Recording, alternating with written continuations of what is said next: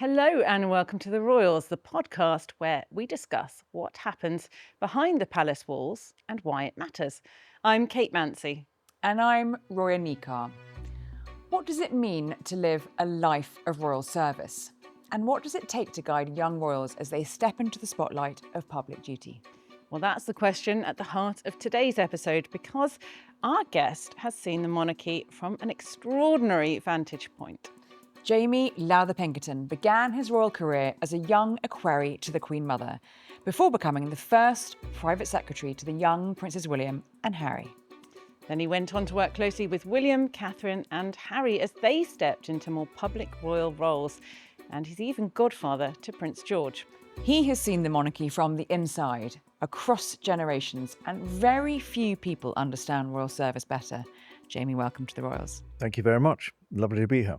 Astonishing to have you here. We obviously want to ask you about your career. You've been with the Irish Guards, the SAS, and spent a long time in two different roles within the royal household. But there's a new thing, that's why you're here today, that you've added to your resume. You're now the author of a brand new novel, and it's called Beyond the Edge of Light.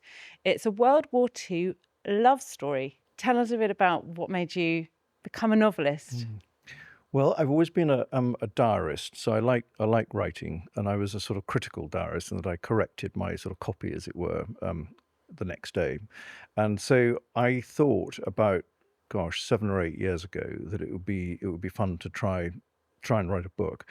And actually, my career sort of doesn't lend itself really to writing about it, having been in the SAS and then with the royal household. And I didn't really want to go down that route. When I was in my mid-20s, before I left school, I'd read The Hobbit and Ned the Lonely Donkey. You know, they were my two great books. But actually, having gone into military service and having gone away for many months and many years at a time, I very much got into my reading then. And my favourite, sounds terribly pretentious, books I always took away with me were the Russian novelists. And Lowbrow then, Jamie. well, actually, I think every brow. Actually, You couldn't be more highbrow. You and the Russian novelists. In a way, the sort of love story bit was the thing which sort of leapt out at me, and that's what I sort of set out to do when I was writing Beyond the Edge of Light. And Missy, the protagonist, who is a firecracker of a character, I think that's one way of describing her. She's based a little bit on your mother, isn't she? Yes, Tell us a bit more about that. The backstory of Missy is my mother's, basically. My mother died at the age of, she was just off 100 a couple of years ago. So Missy's a little bit older than her, but my mother had this extraordinary life growing up on the northwest frontier of India. And then she came home and was, during the war, a motorcycle dispatch rider, but then went into the sort of secret world after the war. And none of us knew anything about this until I was in my mid-20s when Mum sprang it on us one Christmas, doing the knitting like Miss Marple in Suffolk. Imagine that. And there was a television programme on and it talked about who was the fifth man. And somebody said it must have been Sir Roger Hollis, at which my mother said, absolute nonsense. He was a total gentleman. And both Sarah and I looked at her as though she was mad. And that was the first time we ever knew she'd been anywhere near that life. So Missy is based on her, and Missy's firecracker, fiercely independent, very brilliant character, actually, operating in the secret world and all of that sort of thing. Missy is at Bletchley. Yeah. My mother was in MI5. So I can say I kind of know this person rather than woman, man, better than anybody else. There's another interesting link with you mentioned your service in the SAS and bringing some of that into it. And there's another link because a lot of the book is set in Germany. And of course, you were in Germany as a young man in your 20s, serving in the Irish Guards when you first got the tap on the shoulder to enter the royal household. Tell us a little bit about that. Well, I mean, just from the sort of German point of view, the male protagonist is an East Prussian. He's a very principled German. He what in the old days would have been called a good German, virulently anti-Nazi, and they meet before the war. This is Conrad. This is Conrad. He's part of the German aristocracy, the main kind of male character in it. Yes, and he's sort of East Prussian aristocracy, military aristocracy. I mean, to a degree, impoverished aristocracy, but he's court, basically, as many people were. And when I was in Germany in my early 20s, and I'll come on to the sort of tap on the shoulder, I had the great good fortune of knowing a few German families like that. And there was one particular man who had been brought up in East Prussia, regular soldier before the war, definitely a good German who I used to go and have lunch with and talk about these things very openly. And I suppose if he's based on anybody, he's based on that individual. But he's an amalgam too. A lot of my SAS mates come into his character as well. So, but yes, no, I mean, I got the tap on the shoulder when I was in the bottom of some trench on the North German plain and the wind was howling, and I was trying to get my headphones on and listen to what my company commander was shouting at me. And I suddenly got this message to sort of report to his armoured vehicle. And then he said, you go back to barracks and they want to see you in London. Got back to London and I went and had lunch with the Queen Mother. And what was that like? What did she want? She wanted you to start as an equerry? Yes, I think I was sort of slightly on interview process, although you didn't sort of feel it at all. But she was, as she's portrayed, except in The Crown, which makes me livid because she was one of the cleverest people I've ever come across and was the sort of glue, to hold everything together. But she was so wicked and fun, and she challenged me at my first lunch to see, she said, to see if I could flick a pea into this incredibly ornate chandelier, which was over there, which I sort of ummed and ahed. And she said, well, that's what we always used to do when we were little at Glamis, And so I was made to feel incredibly relaxed, and I never, of the family from the start. Yeah, part of the family, and that never stopped. I mean, she was an incredibly fine person, actually. What was it like being an equerry for her? I mean, what was the day-to-day role other than pea flicking chandeliers? It was pretty cushy. I mean, it was run like it was quite a sort of privileged position in the sense of having a window on what an Edwardian household would have been like. I mean, she had surrounded herself with people who had served her for many years, but had done amazing things. I mean, they'd all been through the war. Her private secretary was a guy called Sir Martin Gilliard, single man who adopted the equerries as they came through, and he became his surrogate grandson. And he'd been, I think he was the adjutant of Colditz. He'd escaped from umpteen prisoner of war camps, caught in a German freighter in a Swedish port on one occasion, caught swimming the Danube on another. So you've got people like that.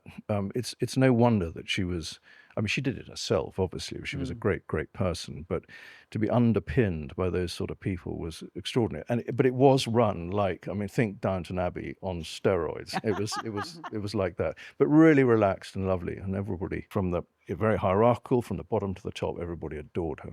What was life like then? What did you actually have to do? Because I imagine there were lots of lunches, after that initial. Yeah.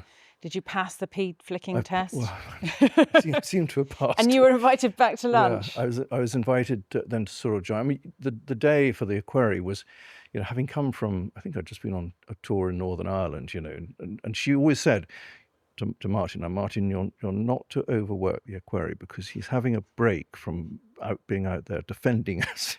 How old were you at this stage? I was about 22 or something like that. She encouraged 23. you having parties as well, didn't she? Yeah. Oh my God, yeah. We were saying goodbye to my predecessor. It was about 2 months after. It was the night before the Queen's birthday parade, before Trooping the Colour. Wow, okay. And it was one time in the year that I had to get into that really, high collar, sort of red coat, bearskin, all the rest of it. I was in the Irish Guards.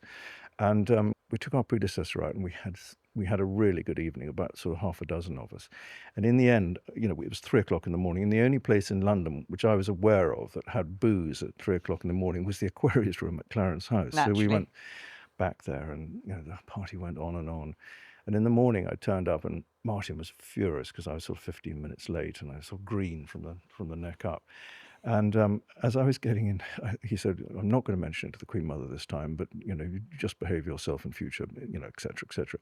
Anyway, I was helping her into her carriage outside the front door of Clarence House. She turned around and said, Jamie, did you have a party here last night? At which I said, Ma'am, I'm terribly sorry. I really hope we didn't wake you up like this. She said, no, it doesn't matter. But I wish you'd have more parties. She has become so immortalised, for better or for worse. For worse, you think, in The Crown. Perhaps I think she's portrayed in a slightly sort of silly way in The Crown. Yes, actually, she was fiercer and sharper. Yeah. As someone who worked with her and knew her in the way that you did, and you talked about her being the glue of the royal family, what was it about her that was so significant to the royal family then and still now? Because the king now still always refers back to his grandmother as being a very important person in his life, and actually to the fabric of the institution. And of course came into it not thinking she was ever going to take on the role as Queen Elizabeth as she became after the abdication. What was it about her that made her fierce, successful, soft, canny at the same time? I think in part it was her upbringing. And by that I don't mean living in a grand castle in Scotland. I mean the fact that her adored elder brother was killed in the First World War when she was 15 or 16. Nursing, Glamis was turned over to be a military hospital during the war, helping to nurse the wounded soldiers through that. So very early on, she got a perspective on what matters in life, and that sort of shone through all the way through. She was brilliant reader of people. I mean that's what I would say. And she could sum somebody up. And I don't mean in an unpleasant way, but she could really get to the bottom of what people's fears and weaknesses were and reassure them and this sort of thing. So it's a story which I hope my wife doesn't mind me telling, but she was also incredibly loyal to her equerries. So, and as we were to her, but we would get invited back to the Castle of May, really ad infinitum. This is up in Scotland. Yeah, Susie and I stayed with her there the summer before she died, for instance, which was long after I stopped being a query. And if Martin heard you were in London, then you got invited to go and have lunch and catch up and that sort of thing. And I come back from the SAS at one point, and I was invited to go and have lunch with her. And I was just got engaged to my wife, and we went. I went there. I told Queen Mother, and she said, "Oh, you must come to the Castle of May for your honeymoon." And my wife was 24 years old. Not quite the romance. No, and I just organised Quite the honeymoon, she thought. I'd sort of emptied the piggy bank, and I got this sort of thing lined up for us to go and do. And I said, "Oh man, it's very kind of you." And she then said, "Well, come for the last 4 or 5 days, because I know you've got 4 or 5 days at the end of it." So we turned up and we went to Wick in Scotland, where you get invited, or in her days, again, the Edwardian household, please turn up at tea time on such and such a day and leave after breakfast on such and such a day. And anyway, the only flights to Wick ended up with us, Susie and I, with Susie with a terrible tummy ache, poor thing, on Wick Harbour, eating fish and chips, waiting for 3 hours for the shiny Land Rover to come across the moors and pick us up and take us to the Castle of May. When we got to the Castle of May, little character in a blue raincoat with lots of corgis around her, she came running across and said, "Hello, hello, hello," and said, "Could I have a quick word with Susie?" And she put her arm through and wandered off into the middle of the grass in front of May. And they were chatting away and came back. And when, we were put in the rooms, and, good Edwardian stuff, even though we were just married, Susie in one grand double bed and me in a little side room. Joking. With a link, with an adjoining door. Adjoining door. So straight out of, good stuff. Did she give your wife a pep talk? Well, yeah, what she said, I said, what did she say? And she said, "I know how you're feeling. And you don't have to see me again this week if you don't want to. You can get up whatever time you like, and you don't have to see me again if you feel better." And of course, Susie adored her and joined in, and she was just I know it's a sort of the grand thing to say about Queen Elizabeth, and which sums her up was, that Hitler called her the most dangerous woman in Europe, and you can't say better than that as a sort of tick in your CV, frankly, because that personal anecdote sort of says it almost more to me what she was like. She was just brilliant at reading people and encouraging people. And did she love a drink as much as we were led to believe? No, she was very. She loved a drink like we all do, but I know this could be a big news line. I know as the martini mixer. That was your official role, was it? That was my official role. That's about the most onerous thing that I had to do as a query, was to make the martinis before dinner. The martini, which I still mix today, is hers, which is 8 parts gin to one, literally a sort of dusting. You just hold the bottle of vermouth over the top of it and lots of ice. But actually, she wanted everybody to have a really good party. So I was making jugs of this stuff and taking it around, having lots of them myself. But when it came to her, you would give her one and she would say, "I just love a little bit more ice. So she had a martini before dinner, but everybody else had several. Right, that's interesting. So she was, again, that's a misportrayal. She was very canny.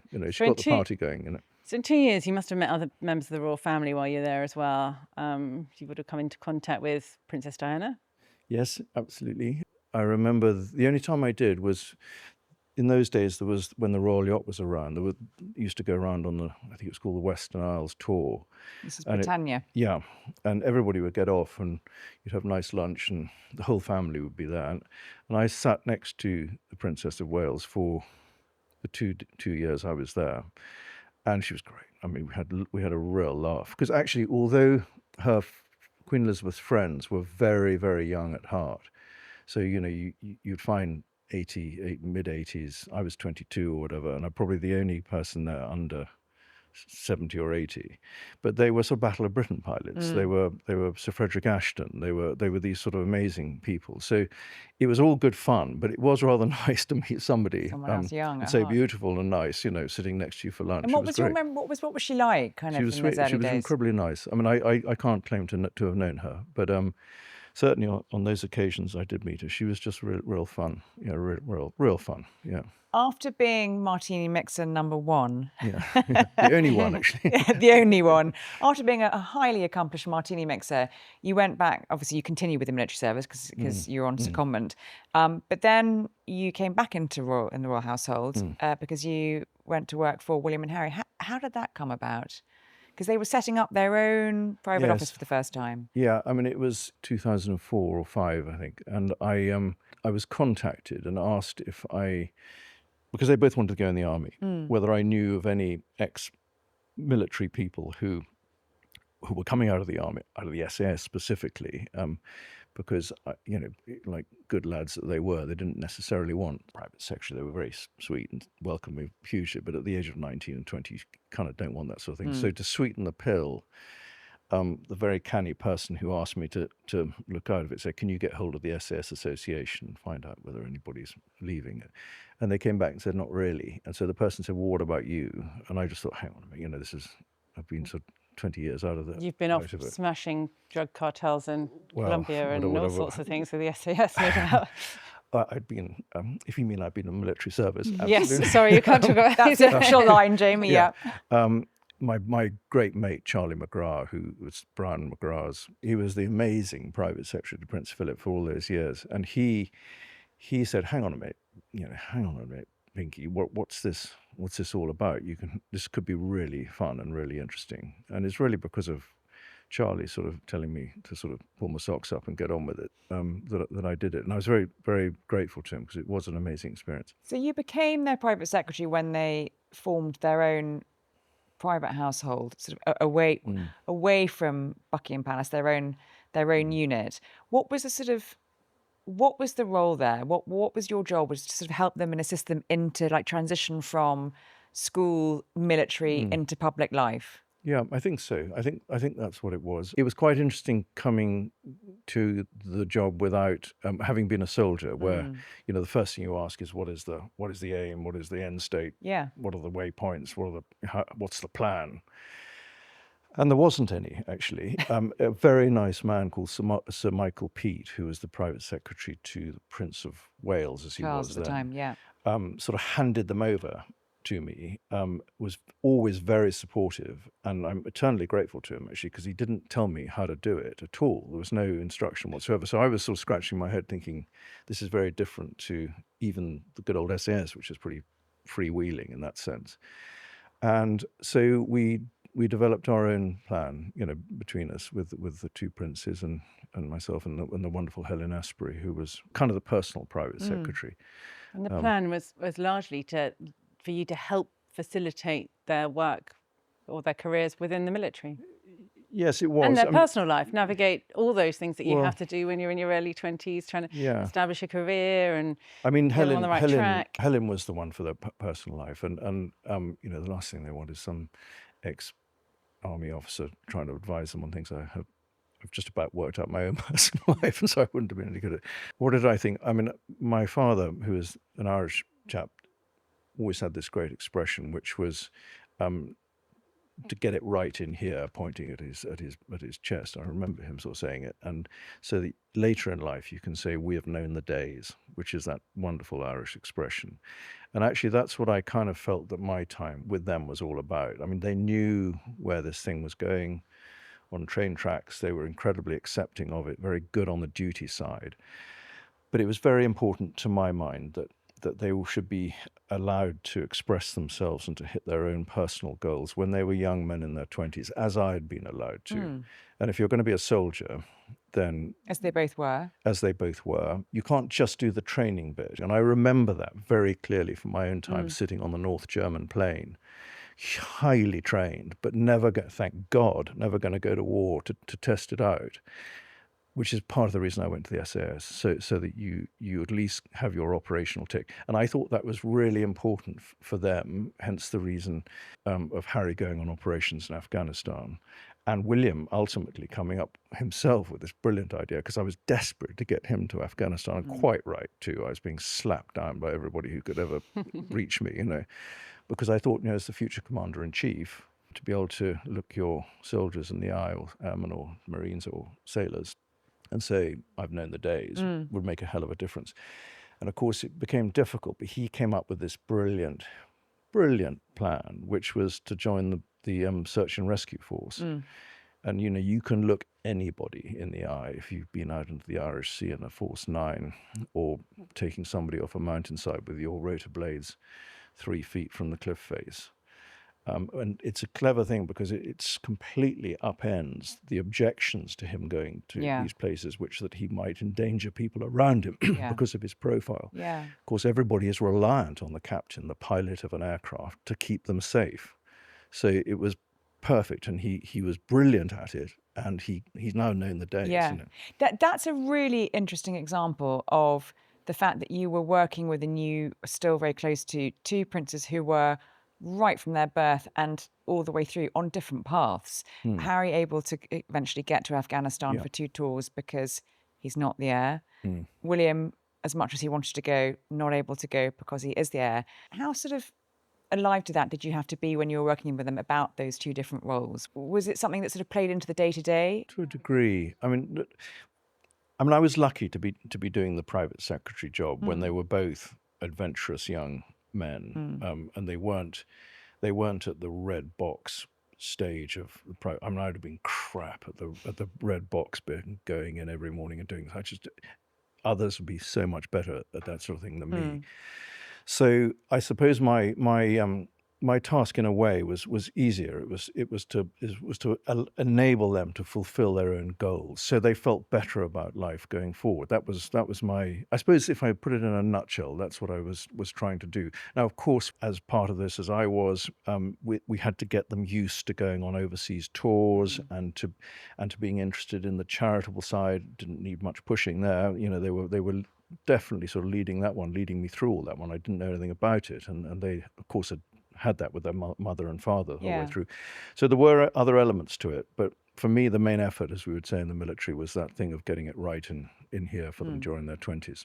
When you look at, having been one of the few people who worked so closely with William and Harry at such a formative age, when you look at, the stories now about the fact they don't talk, that there's a rift between them, is there anything you feel able to say? I think it's difficult for me to talk about that, if I'm honest. I'm sorry to disappoint on that one, but I'm very, very fond of both of them. I think they are.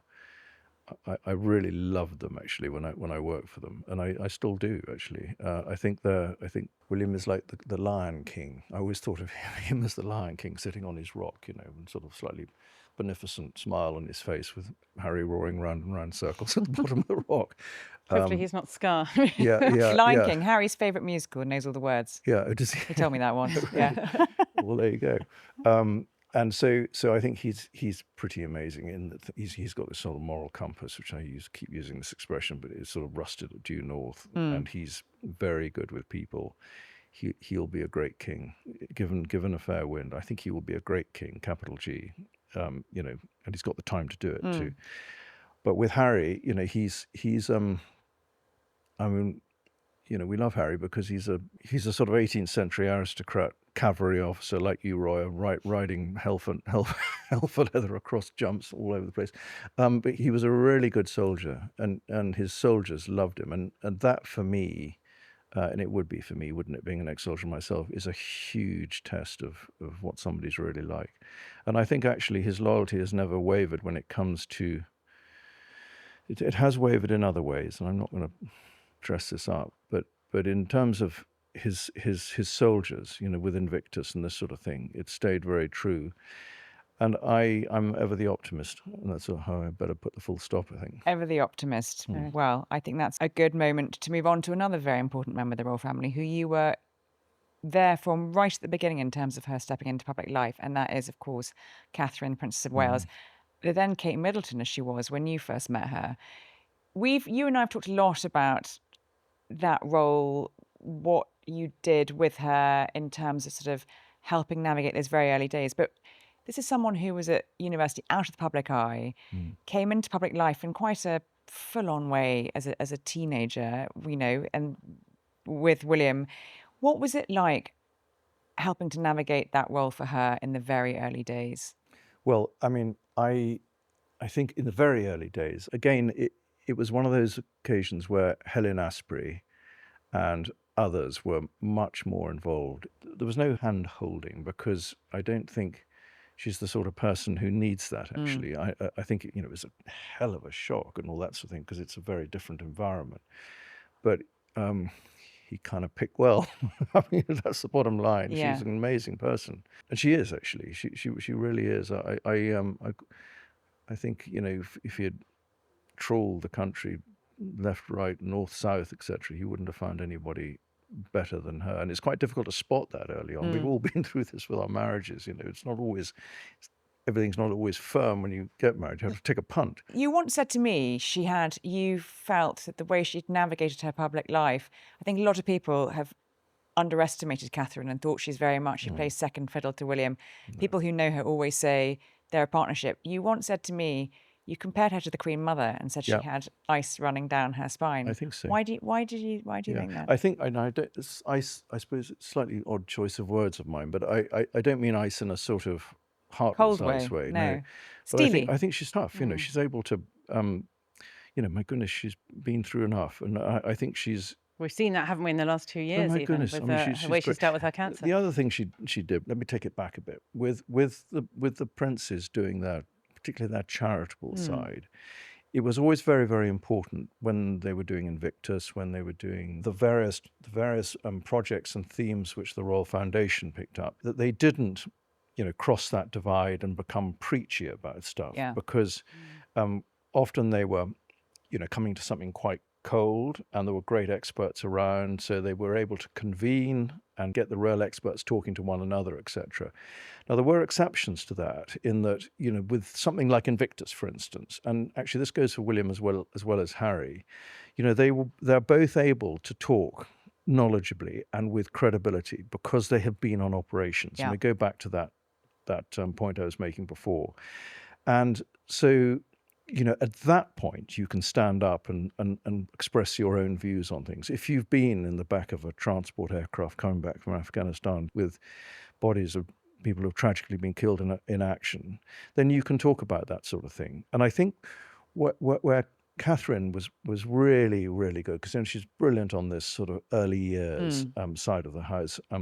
But for many, many years, she was just very, very carefully accruing the knowledge, talking to people, convening people, under the radar, no exposure, this sort of thing. So that actually when she decided that was a theme line she wanted to pursue, she really went for it, but in a staged way. So that actually when she did emerge from the long grass, actually the people who were the experts in the field were saying, this person knows a hell of a lot about what she's talking about here. And she spent 8 years or however long it was with us, getting to know it.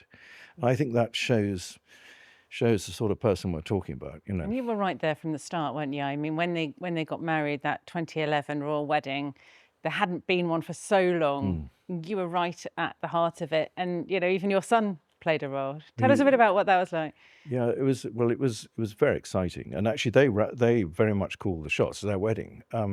But it was fun being the sort of chief of staff of it. I left the army as a major with my 60 SAS men or whatever it was, and that was about as far as. But if I'd had another aim in life, it would have been to have been a sort of a swashbuckling divisional commander with 12,000 armored vehicles and my silk scarf flying in the wind. The closest I ever got. See it now. The closest I ever got to divisional command was that wedding, I think, because it had so many component parts. Yeah. And it was really interesting because it was one of those occasions where in life it's great to be part of something really first class. And you had, in terms of professionalism, and you had people who did media villages, you had the Metropolitan Police, who had it absolutely tied down as to how to do something which they were dusting off the books, etc. You had the church side of it, you had the security side of it, you had the diplomatic side of it, you had the whole lot. But it was really fascinating. We had these big sort of meetings every sort of 2 weeks to begin with, and then every week, I think in the last sort of two months or so, with me sitting as the sort of chairman of it, but saying, literally, mail getting through, boots fitting, anybody got any problems, and all these geniuses just reporting back on their own thing. So in terms of sort of the leadership of that process, it was the couple who were leading it and giving us the strategic direction about where they wanted to go, with me as a sort of rusty cog in the middle, but actually, having to do very, very little, just give the sort of main strategigic direction. I'm laughing because this is classic Jamie, very, very modest. He's the man who orchestrated the royal wedding in 2011, and he's just sort of saying, this is interesting, isn't it? Because you're so at the heart of the royal family. You then became godfather to Prince George. It's very hard to see anybody who's got that path. When we talk to courtiers and people in and around the palace, you have friends and you have staff. You've bridged that gap between both. Obviously, it wasn't your intention to set out to do so, but you are part of the furniture. I mean, I think a lot of it is down to when I did it. Yeah. And, I've quite often said that I think I was the only private secretary who on the sort of job description needed to be able to ride a trial bike over the mountains in pursuit of these boys who were very good on a motorcycle, I hasten to add. So it was that sort of private secretary bit. So it was having to not be too courtier-like.